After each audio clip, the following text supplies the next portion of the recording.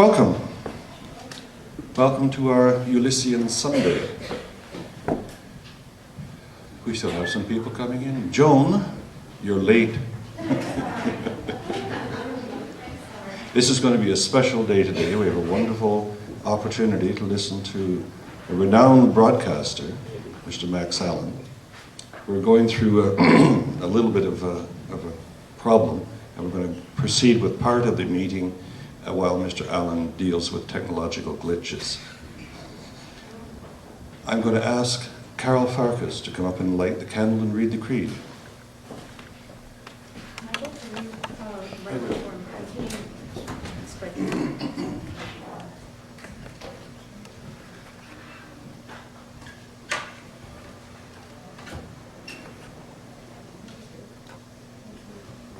This is the Ulyssean Creed.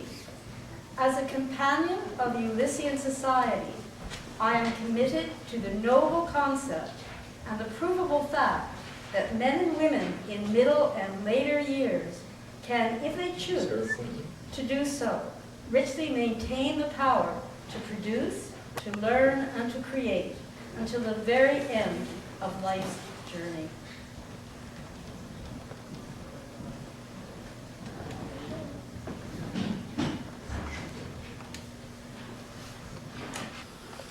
Doing a presentation to her class on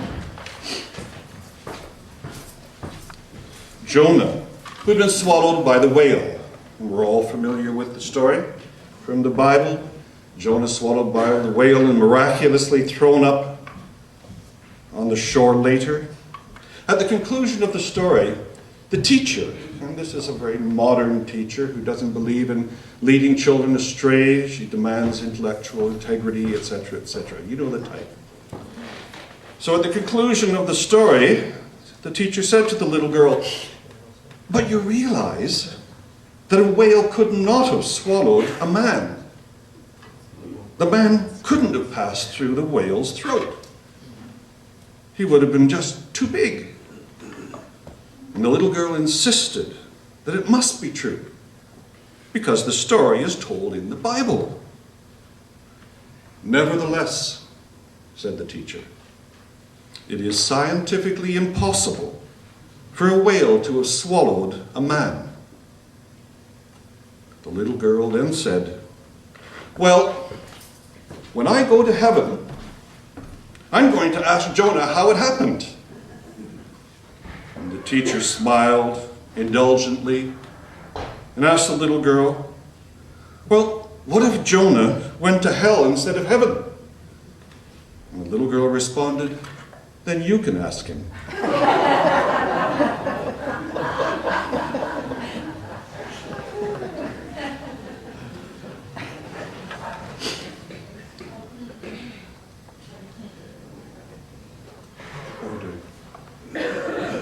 Start talking? Good, good, good. Isn't that wonderful? We've come through the crisis.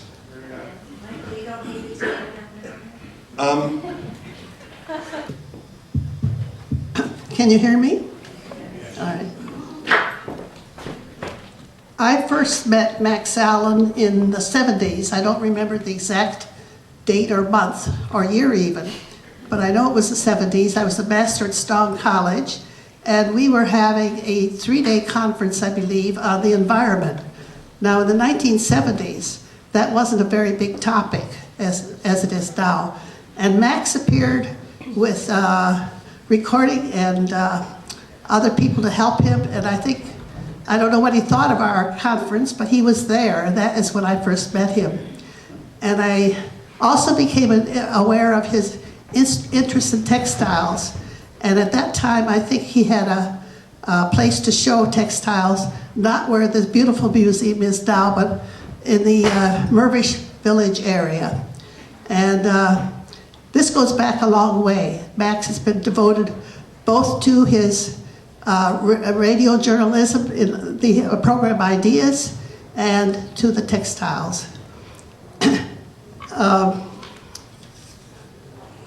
I might even mention, maybe this is too personal, but I believe Max gave me a gift at one point. Do you remember, Max? I was a hooked rug of a cat. Now, I'm a great lover of cats, and I still have this on my wall. And when I heard about the wonderful exhibition at the Textile Museum and saw it and heard Max, I went to him and said, would you be willing to come to the Ulyssean Society? And he said yes, and I don't know whether he's regretting it or not, but I hope not. I'll just say a few things about, further about Max. He is very much a community person. In May of this year, he led a tour through the Queen neighborhood. He is on the energy board, and he has devoted his time to the discovery of textiles and the creation of marvelous exhibitions. This interest began about 10 years ago, not the interest in textiles, but the particular topic that he's going to talk about today, when he was at a shop and discovered an Afghanistan rug. And he was so fascinated by it. It was not one of the pretty ones, but one was depicting some aspect of war. And so he rummaged and rummaged through all the things that were in that store, and then he went onto eBay, and he has acquired an incredible collection of rugs from the Afghan weavers, not noted weavers. None of these have names to be put on the wall as we usually think of art exhibits. And I'm not going to take any more time now because Max will be sharing and pointing out or representing some of the marvelous things in this exhibit. I would mention that yesterday in the Star, on the It page, living section, there's just a small little article with two or three of the rugs illustrated, and it says, a different way to look at war. With war as it is, it will be very refreshing to have another way to look at war. I welcome Max Allen for coming to the Ulyssean Society. Thank you, Max.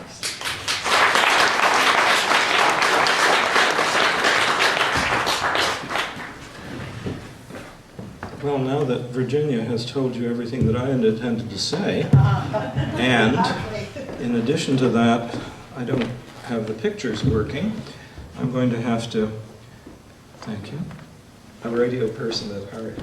I'm going to have to ad-lib this. You know the way technology works, which is to say it doesn't, and we have a spectacular example of it here, for which I apologize, but there's nothing I can do about it, so there you go. If you go to the Textile Museum sometime in the next 2 weeks, you can see this show that I'm going to tell you something about, and I'll do my best to do the illustrations verbally. Virginia noted that in the 70s, we called it the 60s then, you know, the 60s was 1965 to 1975. It began to be clear that the world was not infinite. That is, that there wasn't an infinite supply of everything. That maybe the oil would run out, or maybe there wouldn't be enough food to feed people, or maybe industrial production would finally come to a dead end.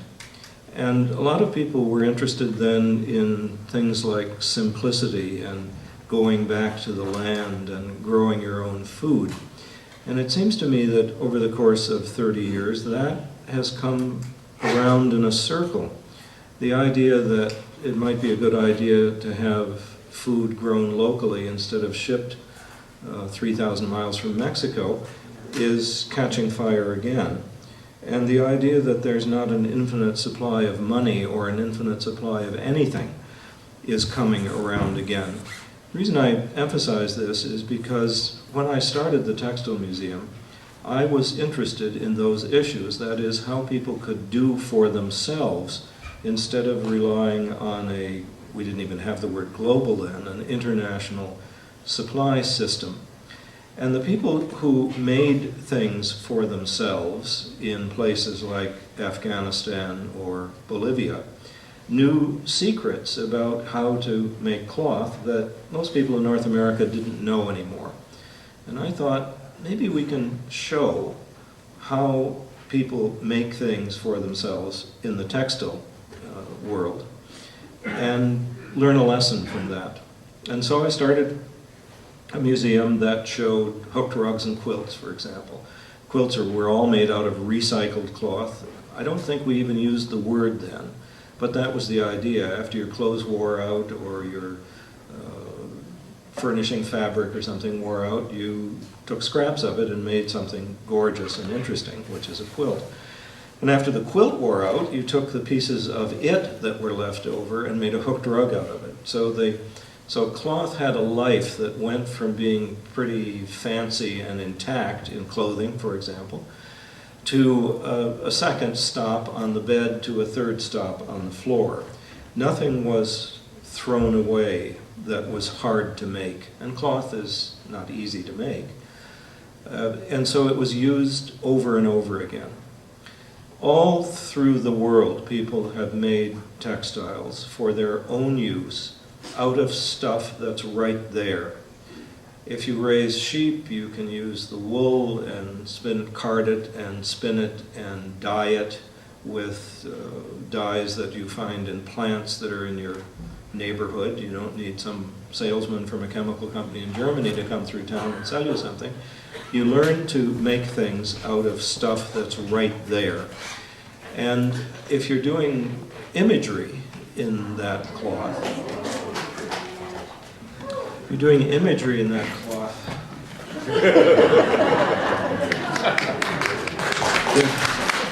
Give me a student any day, huh? You're fabulous, thank you. Got it? Yeah, thanks. There. That just shows you, if you wait long enough and ad lib. Anyway, the point of all of this introduction that I was making up as I went along was that when people make things for themselves or make things that are important to them, they often make them out of local materials, and the imagery that they put into these works of art, whether they're painting or cloth, are things that matter locally. Now, if I told you that, oh, right, okay, well, take a picture of what's on the screen, it's more important than me. If I told you that I was going to tell you about Oriental rugs today, Oriental rugs made in Afghanistan, you'd probably have in mind something like this, or, let me deal with this someday so you can actually hear me. Excuse me, I'll be a radio person for a minute. I said to you I was going to show you pictures of Oriental rugs. This might be the kind of thing that you had in mind, or this, or that. Something fancy, something with flowers and birds maybe, or geometrical patterns in it, beautifully organized as in most Islamic art, but you wouldn't think, when I said Oriental rug, of something like this.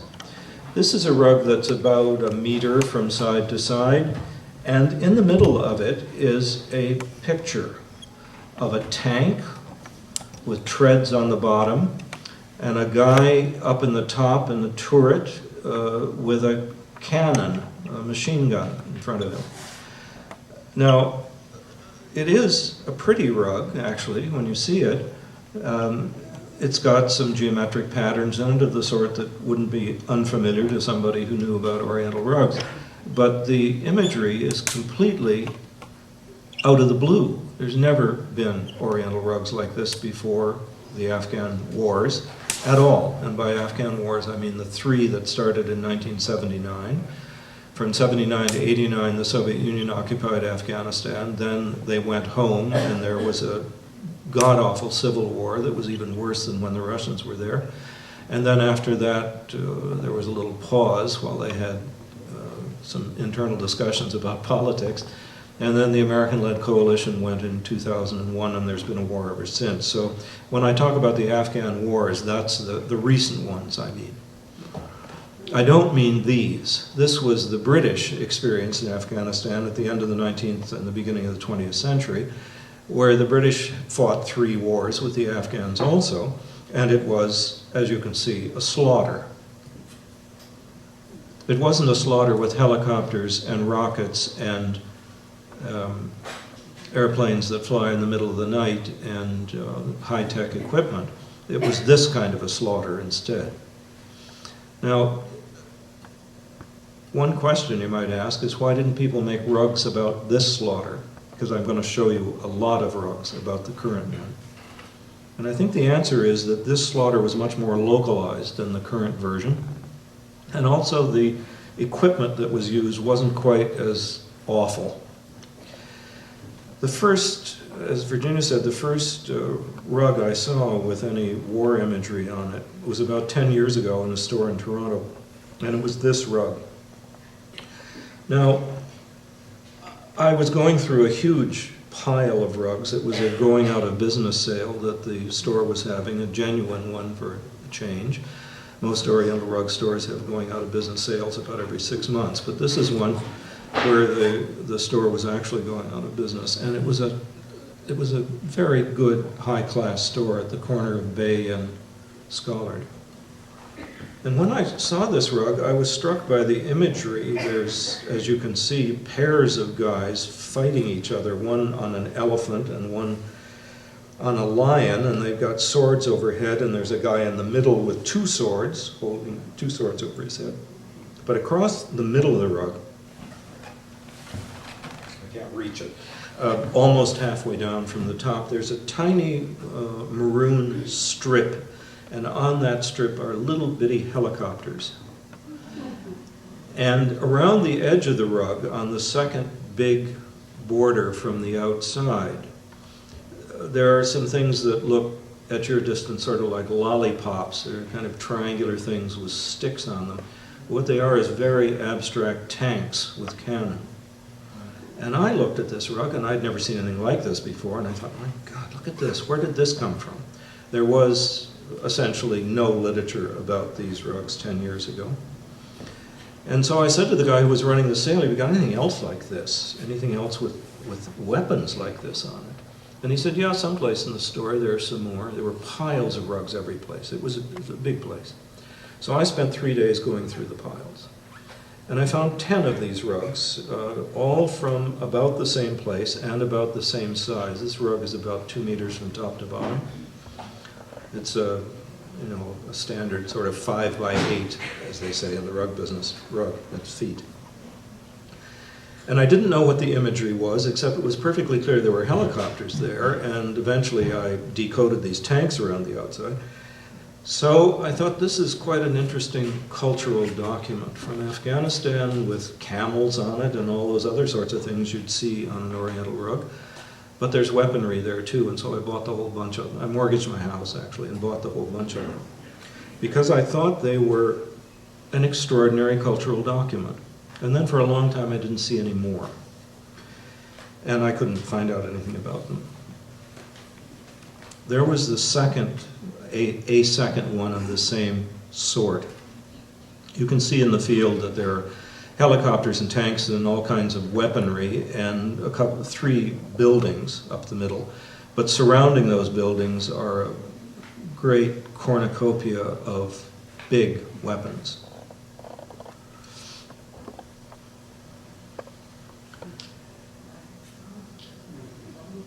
Five years ago, my friend Charlie Campbell, who goes someplace every year, was going to Turkey, and he said, as he always does to me, should I buy any textiles? Should I buy any rugs? And I said, no, don't do that. Don't buy a rug in Turkey. You can buy a Turkish rug in Toronto with less trouble. You don't have to drink all that tea and sit and negotiate for hours and everything. So if you want something Turkish, get it in New York or Toronto or something. So as usual, he ignored my advice and came back with 2 rugs. This was one of them. This is a picture, as you can tell, of the World Trade Center being run into by airplanes. And down at the bottom is a U.S. aircraft carrier, which was the response of the Americans. A couple of weeks after the attack on the World Trade Center, they sent an armada of ships. And it says USA on it, and there's a missile being launched from it over there on the right-hand side. So this is sort of a cartoon of the beginning of the third of the latest of the Afghan wars, showing what started it and what the American response to it was. This is a small rug, about like this, about this high. There are a lot of the, well, a lot. There are probably 100 of these with the same pattern on it in the world. And here was the second rug that he bought, which is more complicated than the one I just showed you, and also, to our eyes, more mysterious, but I'll tell you what it is. The blue background in the middle is a map of Afghanistan, kind of an abstract map of Afghanistan. And at the top, the red part, as you can see, is USSR, sort of backwards and upside down there.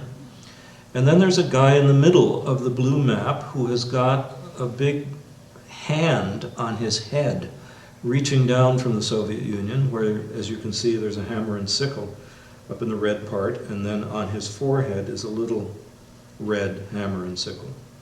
And he is Mohammad Najibullah, who was left in charge of Afghanistan by the Russians when they left in 1989. He was called the president of Afghanistan, and he presided over a government which was pro-Soviet.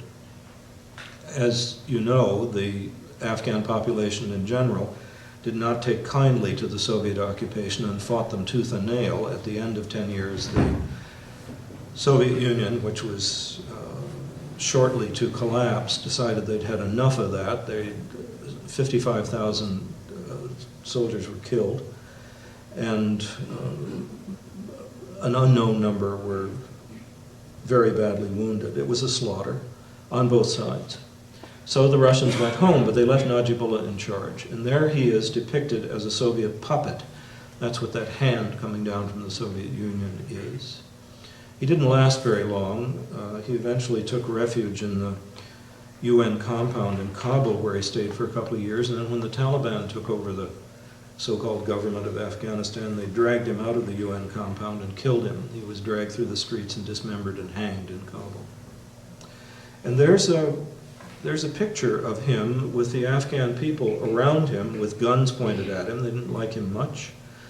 Down at the bottom are a couple of camels being led by a person, a refugee, getting out of the country. So this is a television documentary about Afghanistan, except it's woven and it's wool. And it's woven in the language of the weavers of Afghanistan. There are a lot of rugs, maybe 2%, maybe 1% of the total output of Afghan rugs over the last decade that show weapons. Rugs are the main export of Afghanistan. You think it's heroin, but opium, it isn't. It has always been rugs. It's the major export product of Afghanistan. And so 99 out of 100 Afghan rugs are the sort that you would have thought, had I not showed you all these pictures, are Afghan rugs. And about 1%, I think, maybe less, have some indication that a war is going on. And this rug, as you can see, has military vehicles and airplanes on it. And you could look at this rug quickly and not see those images because the rug looks like any other rug. I mean, it's just a rug with some pattern on it. And then, bingo, you look at it more carefully and you see what the imagery actually is.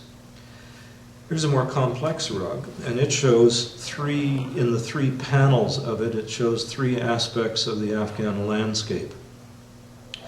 It's the part of Afghanistan that's south of Herat. Herat is the second big Afghan city. It's on the western part of Afghanistan near the Iranian border. And down at the bottom, there's a roadway. That diagonal tan thing is a roadway. And there's a red roadway up in the second panel also, that jagged thing.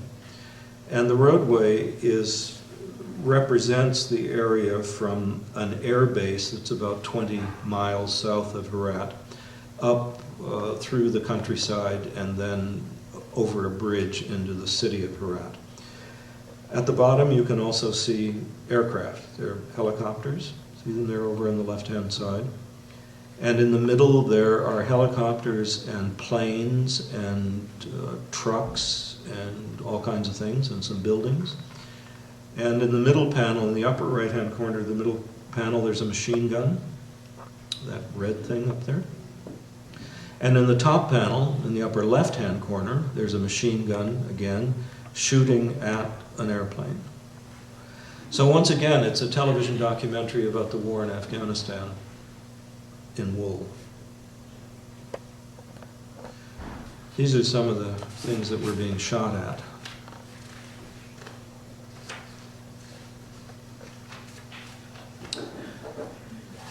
Let me go back to the question of why during the wars with the British there wasn't any war imagery on the rugs. The Textile Museum in Toronto is a block away from the medical complex, sick kids particularly, where the helicopter, the medical evacuation helicopter lands. How many people have been around that part of Toronto when the helicopter comes in? Hands? A good number of you. It is extraordinarily noisy, and it's just a nice little orange medical helicopter. Imagine one of these things was coming at you, and it was destroying your village and killing everybody you knew and so forth. It's an awfully big deal when one of these things is around. They're big to begin with.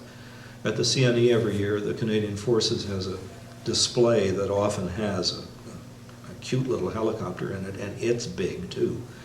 Not to speak of the size of the tanks and the scale of the destruction wrought by these things.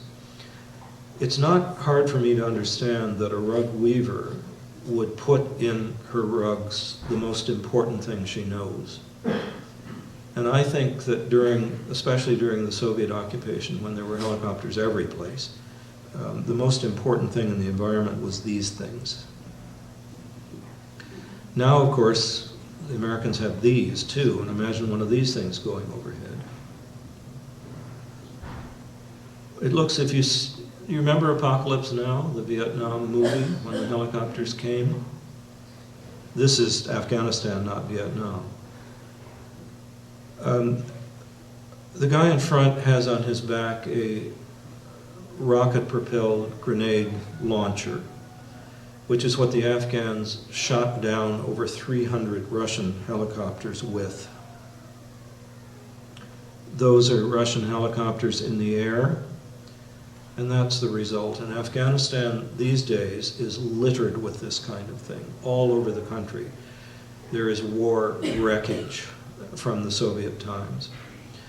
During the Civil War, of course, neither side had aircraft, and so they simply shot at each other with AK-47 rifles, mostly.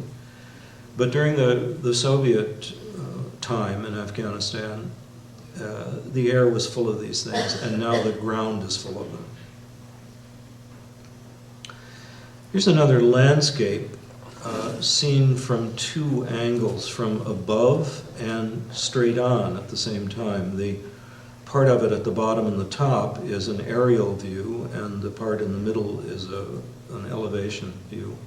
This is the same kind of pattern that you saw in a previous rug, where the road south of Herat runs up through the countryside and ends up in the city.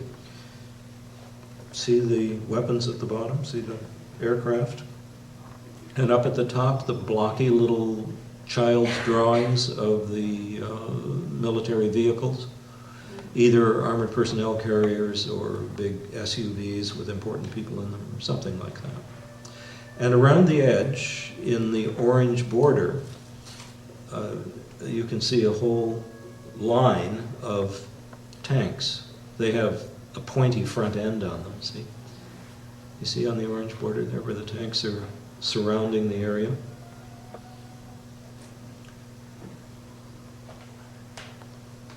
And on this rug, in the middle, there are big blocky tanks and tables. You see the table in the middle with the four legs? The perspective is a little peculiar. And it has two urns on it, two ewers with water in them. In a mosque, you would find this inside the door to wash your hands and your feet. And interspersed with this sacred symbol are the tanks. And around the outside, there are tanks and helicopters also. See them?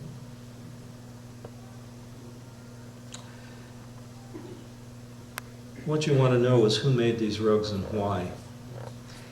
And also you might want to know when and where. and I can't answer any of those questions. As Virginia noted, these rugs are all anonymous. They enter into commerce in a way that's quite complicated, and I'll describe to you. And by the time they get to me, they have lost their parentage, they're orphans. Any connection with where, of course they were made in Afghanistan, but who made them and what they meant to the people that made them is gone, and I can't get back to it. Doing field research in Afghanistan these days is impossible. Even at Kandahar airfield, our Canadian guys or any other soldiers are not let outside the airfield except under very special circumstances. And there's 20,000 soldiers there, and the reason they're not let out is because it's too dangerous. Imagine you're an anthropologist and you're wandering around the countryside saying, "Excuse me, does anybody know where these war rugs are from and who made them?" The question of what they mean is a difficult question. Are they pro-war or anti-war? Well, I think they're anti-weaponry for sure, and they're anti-killing. You can tell that on some of the rugs where people have been wounded by landmines. But what side they're on is quite a mystery, because the sides in the Afghan countryside are not as clear as they might be in Europe during the Second World War, for example. So the question of who made them is a mystery. This is Bagram Air Base, which is about 40 kilometers north of Kabul toward the eastern side of Afghanistan. And it was used both by the Soviets and by the American coalition as an air base. This is a very abstract picture of it. You can see some of the aircraft. There are two skinny helicopters right up toward the top there. See, they're sort of tan-colored on a blue field. And the runways are marked on the rug, and there are buildings which are hangars. And there's a few trees thrown in just for entertainment's sake, I guess. But this is Bagram Air Base. How did this rug get to me? Well, let's say I'll make up a story. The woman who wove its husband has a cousin who is a trader in Afghanistan and goes throughout the countryside buying and selling things. And the woman who wove its husband's friend is known to be able to sell rugs. So she gives it to her husband, his guy, and the guy has a contact in Kabul who knows a brother-in-law who's in Peshawar in Pakistan. And so it's now 5 removed from the woman who made it, and the guy in Peshawar has a cousin who some years ago moved to Miami in the United States and has a wholesale rug distribution company. And so he sends it to him in Miami, and the guy in Miami puts it on the internet, on eBay, and I buy it. Now, I say to the guy in Miami, who's a very pleasant, could you tell me some more about this, like where it came from? And the guy in Miami says, well, I've got this contact in Peshawar in Pakistan who I bought it from. And I say, could you give me his name, please? And the pleasant guy in Miami says, no. Because he's protecting his source. And the guy in Peshawar wouldn't tell me where he got it either if I could get to him. And the guy in Kabul who sold it to the guy in Peshawar wouldn't tell me either. So we tried from the other end. My friend Nigel Lendon at Australian National University, he's the deputy director of the Visual Arts School at the Australian National University, is a war rug authority. There are 3 of us in the world. And Nigel gets a big Australian government grant 2 years ago to go to Afghanistan to see what he can find. So he does, and he gets a great guy who's a translator, a university student in Herat, to help him. And they go around to the various rug stalls in the market in Herat, and they say, you got any war rugs? And Nigel has a binder of photographs of what he's after. And they explain that what they mean is rugs with weapons on them. and the guys in the stalls. The rug stalls are about twice the size of the top of this table. And the guy in the rug shop always says, no, I don't have any.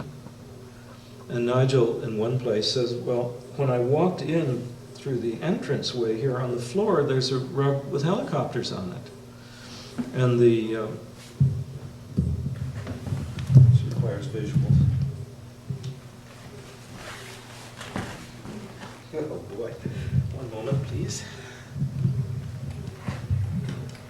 The rug stall looks at the rug on his floor, and he looks around and he says, I don't see any helicopters there. And Nigel says, well, look at these photographs of the rugs that I've got.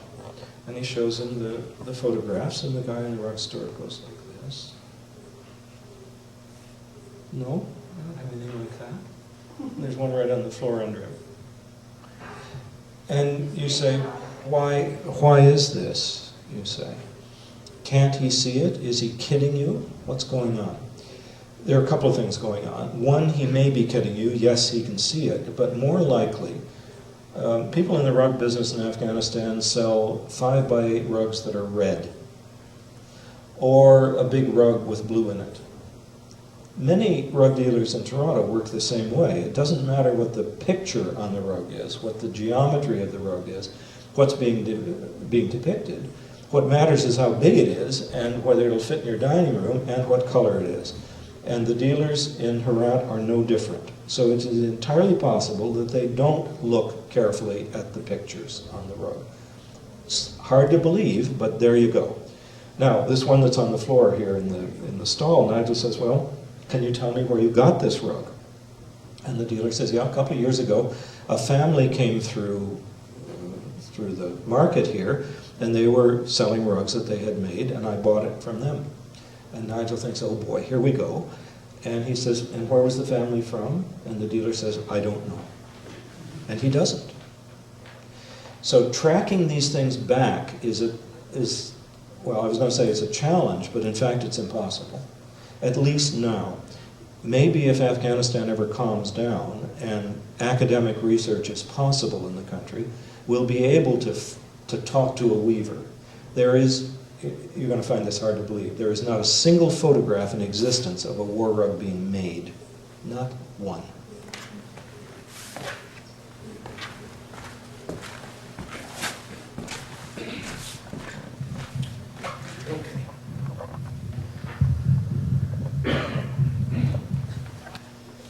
These are Afghans praying before they attack. Oh dear, now it started this again. Before they attack the Soviets. This is wreckage. This is Afghanistan relatively recently. Here's an installation photograph at the Textile Museum of war rugs. Here's one up close that's simply covered with weapons. It's a big rug. Here's a smaller one that has tiny little white helicopters in the corners. This is rugs for sale in Herat. There's a rug dealer showing you a rug with a picture on it. This? Maybe so. We seem to have beaten the problem here, I hope. Good. Yes. I mean, who can resist this, right? On the wall behind him is a war rug. So Nigel goes in and says, you got any war rugs? And this is what he shows him. And there's one on the wall back there with helicopters and tanks on it. Right? You know, you can do all kinds of things with wrecked airplanes. One of them is you can play in them.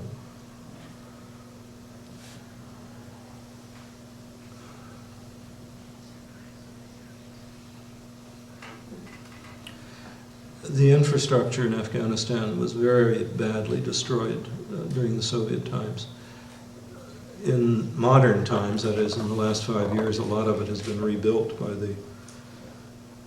by us and by the Americans and by the Western powers that are there. This rug celebrates the triumph of the Afghans over the Soviets. The red thing is a map of Afghanistan, And the roadway, the diagonal roadway going up to the upper left-hand corner shows the Soviet forces leaving. There are tanks and trucks on the road and helicopters in the air. Down at the bottom is a kind of a catalog of Russian military equipment. On the left there's a rocket launcher, a big one on a truck bed, and in the middle there's another, a smaller rocket launcher. Above them is an AK-47 Kalashnikov rifle. Here's the same picture, more or less. It says, "Welcome to Afghanistan" at the top. And what it depicts in a kind of an abstract way is the rout of the Soviet Union. Here, this is an installation shot at the museum. Here are 8 rugs, more or less on the same theme. The ones on the top are about the Soviets, and the ones at the bottom are about the Americans and Canadians and so forth being in Afghanistan. See, there's a combination in the lower right-hand corner. Those 2 rugs have a combination of the American flag, the Afghan flag, and a white bird, possibly a dove. You know who that is? That's Prince Harry when he was in Afghanistan, briefly until the news that he was with the British forces in Afghanistan leaked, and they brought him home right away. Under his right foot there is a rug like the ones you've just seen, the ones with the red map on it and the weapons. So he apparently got one. Map of Afghanistan again, and the main figure is a Soviet hand coming down from the north, clawing ruts in the earth of Afghanistan. The Russians were quite concerned to destroy agricultural production in Afghanistan in order to deprive the Mujahideen who were fighting against them of food and supplies and places to hide. So the destruction of the land was considerable, and that's what this is depicting. Underneath it is a very abstract version of the word in Arabic writing, the word jihad. Here's another one with a map of Afghanistan on it. This is lately. These are American weapons, including a computer screen in the lower right-hand corner which says Pentagon, misspelled Pentagon, with the date of the attack, the World Trade Center attack, which also, of course, another airplane ran into the Pentagon. Map of Afghanistan in blue again. You've gotten to the point where you recognize these, right? And this is a group of people sitting around a table drawing up the Afghan constitution. This was based on an education poster that was made in Afghanistan to tell people that the process of making a government and making a constitution for it to be based on was underway. This is before the first law a year ago, where the Parliament of Afghanistan was put together. And on the table, all of that scribbly stuff on the table is the 8 major issues in the Constitution. And somebody who made this rug saw the education poster and reproduced it as a rug. This is what Afghanistan looks like without the weaponry. This is the Kabul Gorge, which is northeast of Kabul. How's that for a hairpin turn down there, eh?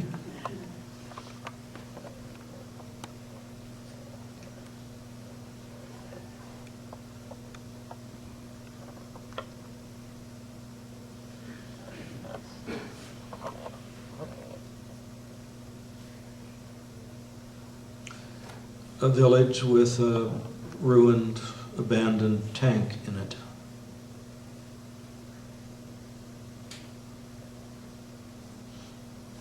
That's the one I showed you first.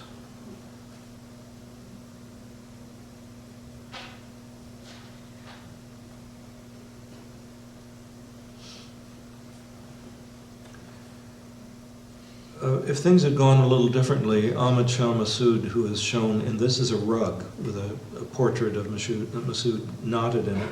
Ahmad Shah Massoud would be head of Afghanistan now. He's the great Afghan national hero whose reputation was fixed during the Soviet occupation. He was the head of the Northern Alliance, as it was called, and served in the Afghan government that followed the Soviet leaving. And then one thing after another happened, and one of those things was that 2 days before the attack on the World Trade Center, Al-Qaeda assassinated him in Afghanistan. He was a Muslim, for sure, but he would have put together a secular government, which Al-Qaeda and the Taliban couldn't stand, so they killed him.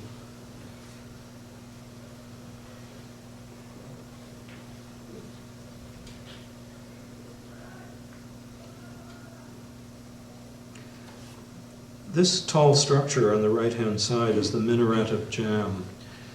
It's the second tallest minaret in the world. It was built maybe about 1200. It's brick. It is very beautifully decorated with ceramic tiles all the way up. It's about 20 stories high. And it's one of the great national symbols of Afghanistan. It has heritage value like the Bamiyan Buddhas had before the Taliban blasted them. This, however, was an Islamic structure, not a Buddhist one, and it's also in the middle of nowhere. I mean, it's a long ways away from anything. Now it was the center of a civilization 1,000 years ago, but now it's hard to get to. There's a helicopter up in the sky there, you see it? Here's another picture of the Minaret of Jam, and the airplanes in the sky now are just, I'm sure these are airplanes, they're the landing lights. You know, when you see an airplane coming at you at night, all you can see is those bright lights in the sky, and I'm pretty sure that's what's meant to be depicted there. It's a night sky. Here we are at the World Trade Center again, but this rug, which was made in Afghanistan, also talks about the situation in Iraq.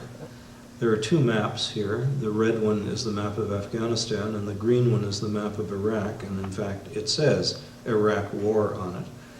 The weaponry around, depicted here is all American weaponry at the bottom part. The stripe in the middle says War Against Terrorist. They meant terrorism, but you know, it's close enough. And there goes an airplane about to crash into the World Trade Center with the date 9/11 in the upper right-hand corner. And here's a rug just covered with weapons. Were these rugs made to be sold to people like you and me? Some of them were, and some of them are. There's still a few being made now, as far as I can tell. But many of them were made to stay home. Some were made for commerce, some weren't. Can you tell the difference? Well, this, I think, was made for us. It was made to sell to an NGO person in Afghanistan or somebody like that. Here we go again. Now, one of the sources of imagery on the rugs, I'm sorry, I'll back up here again. A lot of this stuff would have been seen by the weaver, but some of it was copied from illustrations that maybe refugees saw as they were going through cities. They saw a copy of Time magazine for the first time they'd ever seen a picture of anything. They may have had a picture of a helicopter in it or something like that. The hand grenades are easy, everybody sees those. But the pictures of the representation of the aircraft comes from several sources. One is seeing the aircraft itself, and another one is seeing pictures of it, and a third one is seeing the weaponry represented on the soldiers' uniforms. American soldiers, Canadian soldiers too, but less obviously, wear patches on their shoulder that identify their unit, and those patches often have a weapon on them. If you're a pilot, it'll show a picture of your airplane, something like that. This is an old military tradition, Here's a military patch worn on the uniform from the Vietnam War with a picture of an airplane on it, a handmade one. Some of them are made hand-stitched, some of them are mechanically produced. Here's another one from the Vietnam War from a canine unit, a dog unit, with pictures of crossed rifles on it. This one has a machine gun on it. It says Scout Snipers, a sporting way to kill. U.S. Marine Corps from 1st Recon in Vietnam again. Here's a Second World War patch from Britain showing a bomber being shot down during the Battle of Britain. Here's a Russian patch from the time of the Soviet occupation of Afghanistan showing a tank. You've seen tanks like this on the rugs. This is a Canadian patch showing a tank. This is Lord Strathcona's horse, as they used to be called. Here's an American patch, an F-111 patch from Desert Storm, which preceded the invasion of Iraq, with the ironic notation Iraqi urban renewal. Here are a couple of planes on another American patch. This is when one of the units was transitioning from one kind of plane to another. Here's an Australian patch with a helicopter on it. You've seen crashed helicopters like this in previous pictures. These are mountain goats, ibex, with a couple of helicopters in the background. The mountain goats are used to represent the Mujahideen fighters who operate like the mountain goats. That is, they're very sure-footed on their own territory and they come and go quickly. They strike, first they're visible and then they disappear. And in many of the rugs, this is a representation of the individual Mujahideen. Now there's other there's other symbolic representations also of war in general. This is a picture of Rustam wrestling and eventually killing a white devil. Rustam is the hero of the great Persian epic called the Shahnameh, the Book of Kings. It's a book like the Iliad and the Odyssey or like the Ramayana. It's the great story of the founding of a nation with a lot of characters in it, and Rustam is the guy like Hercules. He has lots of work to do for the powers that be, and one of the troubles he runs into is the white div, and there he is killing him. And here is Rustam with his horse. His horse is the orange guy behind Rustam on the right-hand side, and they are having a battle with a dragon. And here are some rugs with Rustam and the dragon problem from the exhibition at the museum now. I'll tell you more about this in a minute. In the four panels here, Rustam is shown with a crossbow, and his horse is battling the dragon. His horse looks sort of like a tiger here or something, but trust me, it's a horse. And here's the story. Rustam and his horse are going from one place to another, and they're tired, and they lay down in a meadow to have a nap. And Rustam is sound asleep, and the dragon comes out of the ground with ill intent. And the horse goes over and says to Rustam, "Rustam, Rustam, wake up, the dragon is here, we're in danger, wake up, wake up." And by the time Rustam wakes up, the dragon has gone back into his cave. And Rustam says to his great horse, "Go away, I just want a nap, go away, leave me alone."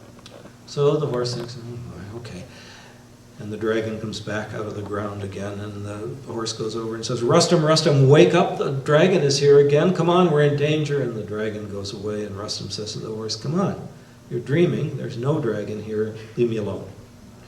Third time, the dragon comes out of the ground, and the horse thinks, "What am I going to do now?" So he waits until the dragon is almost on top of Rustam. And then he says, Rustam is here again, and Rustam wakes up and kills him. On the rug that you see here, in amongst the Rustam imagery, there are helicopters. In the second red panel from the top, over on the right-hand side, just above Rustam, there's a bluish helicopter. Do you see it? And there's other planes and helicopters scattered around here also, where you would ordinarily expect to find flowers and birds. Now, that's a close-up of the thing I was just telling you about, and on the right-hand panel, you can see the helicopter more clearly now, and there's the horse, who looks like kind of a stretched-out tiger, and the dragon, who is unmistakable, and there's Rustam on the left, and that is the same picture that's been around for 1,000 years, except now it's got a helicopter in it, because that's the war now. Here's Rustam at the top battling a lion. In the middle he's battling a devil, and at the bottom he's battling a very peculiar looking dragon. So here are 3 of his labors on a rug, representing conflict. This is the Alexander Citadel in Herat. Alexander the Great built this, not this particular one here because it's been rebuilt over and over again, but he built a citadel on this site in Herat. And this is a market at the foot of the citadel. This picture was taken last summer. And here's a rug with the Alexander Citadel on it. It's that tan thing up at the top with the what looked like chimneys on it. This is the Alexander Citadel is one of the great military sites in Afghanistan. And around the edge of this rug, you can see military vehicles of various sorts, all the way around the edge. See that parade of them? So, I get this one day, and I read down at the bottom in that little tiny white cartouche down there, 1 Victoria Street, with a building that looks sort of like a mosque, kind of. It's got crescents on top of its spires up there, which might be Islamic, but what's all that traffic, and what's that building over there at the left that looks like a condo, and what are those things in the background? What in the dickens is this, in other words? So I go to Google Earth and various other things, and I try to find out what 1 Victoria Street is in various places around the world, in London and places that are liable to have something called 1 Victoria Street. And I can't find anything. There is a 1 Victoria Street, a big convention building in London, but it doesn't look like this. So I send this picture eventually to my friend Nigel Lendon, whose story I told you, who has a graduate, an extraordinarily smart and knowledgeable woman called Maryam Rashidi, who was born and raised in Iran and speaks Farsi and is just a big help when there's stuff written on these rugs that I can't read at all. And she doesn't recognize it either, but Maryam is the kind of person that isn't going to give up easily. And she thinks, what do you suppose this is? This looks vaguely familiar to me. So she looks around and discovers, by going to the Melbourne City archives online, that it's the Flinders Street railway station in Melbourne, in Australia. And that about 10 blocks away from it, there's a Victoria Street with an Afghan cafe on it.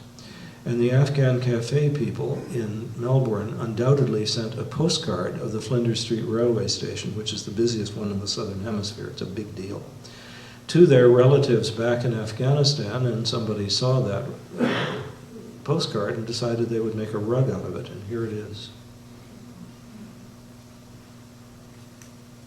And there it is.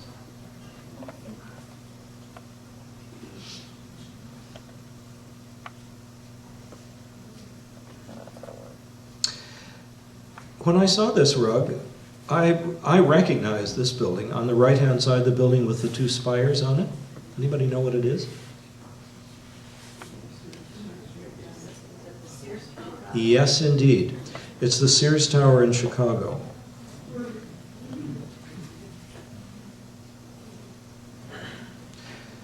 It was, for a long time, the tallest building in the world. Here's another shot of it. And it's quite distinctive because of those 2 big antennae on the top of it. And you ask, why is the Sears Tower on an Afghan rug? And particularly, why do I call it a war rug with the Sears Tower on it? You may remember this, or may not. At the time, it was a very big deal, but then it disappeared from consciousness. The American government announced that they had caught a homegrown terrorist cell in the United States, in Miami specifically, that consisted of 7 guys who were planning to blow up the Sears Tower. This was after 9/11. And this was part of the publicity the American government was doing to the danger that Americans faced from crazy Muslims. It turns out that the terrorist cell was actually generated by the FBI, but never mind that for the moment. Alberto Gonzales, who was the American Attorney General then and is in some difficulty these days, Gonzales called a press conference in Washington, and Dick Cheney and he got up in front of the press and said, "We've caught these bastards in Miami and they're going to blow up the Sears Tower." And it was in every newspaper around the world. It was on the front page of all the Toronto newspapers when this announcement was made. Homegrown terrorist cell in the United States blowing up the Sears Tower. And of course there was pictures of the Sears Tower. So I think somebody in Afghanistan probably saw those pictures and made a rug. Here was a mystery to me. Anybody recognize this? This one's harder. This is along the lines of send postcards to Afghanistan and look at what happens to you. It's the Parliament buildings in Victoria, BC. And it's complete with that big tree. See, right smack in the middle of this picture, to the right of the Parliament buildings, there's a triangular, dark Christmas tree. Okay, and there it is. It's got everything. Here's another picture of it at a distance with the boats in front of it. Isn't that terrific? Imagine finding that.